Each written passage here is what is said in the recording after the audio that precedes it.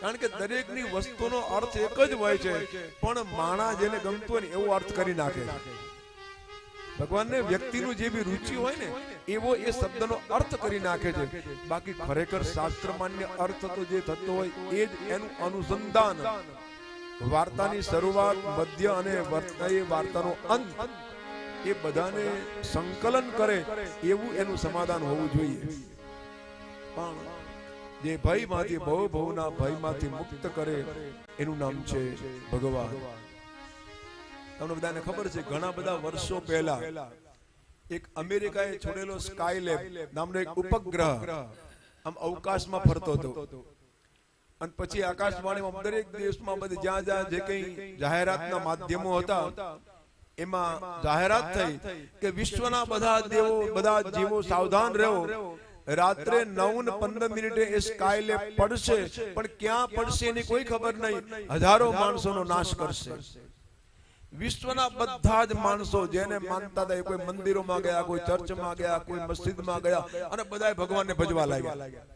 કારણ કે ક્યાં પડે એનું ખબર નહોતી. આપણા પર આવે તો એટલે આખો વિશ્વમાં ભય ફેલાઈ ગયો. અને પછી રાત્રે સમાચાર આવ્યા કે અરબી સમુદ્રમાં એ સ્કાયલેબ પડ્યો છે. એ પડ્યો છે એમ સાંભળ્યું લોકો આસન રહેવાય ન રોકાય ઘર ભેગા. એ ભુવન ભયભંગ એ ભયમાંથી મુક્ત કરે છે. અને ભય આવે ને ત્યારે જ માણસ ભગવાનને યાદ કરે છે. બાકી તો હું મારા બધા ભેગા. એટલે આ ભવના ભયમાંથી મુક્ત કરાવવાનું સાધન એ આ શ્રીમદ ભાગવતજી છે. જે મને મુશ્કેલી જ્યારે પડે તારે તને યાદ કરું.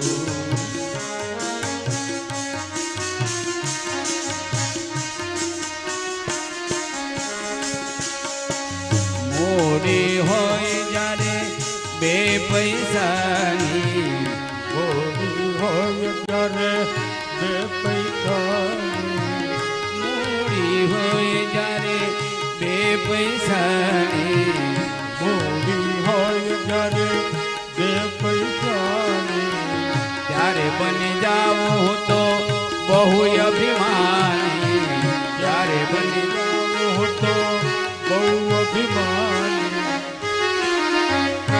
જ્યારે ખાવાના સાસા પડે ત્યારે તને યાદ કરું.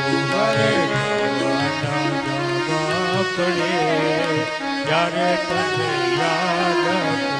એ મને મુશ્કેલી જ્યારે પડે ત્યારે તને યાદ.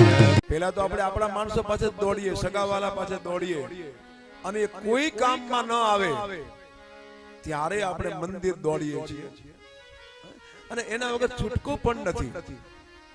ઘણા કહ્યું ને કે દ્રૌપદી જયારે ચીરહરણ થતા ત્યારે ઘણી બધું ભગવાનને પુકાર્યા. અને પછી છેલ્લે દ્વારકાધીશ આવ્યા ત્યારે દ્રૌપદીએ બહુ સુંદર પૂછ્યું કે કાના આટલી બધી વાર કેમ લગાડી? આવતા તને આટલી બધી વાર કેમ લાગી? ત્યારે કૃષ્ણએ બહુ સુંદર કીધું કે તે મને યાદ કરતા મોડું કર્યું ને એટલે મારે આવતા મોડું થઈ ગયું.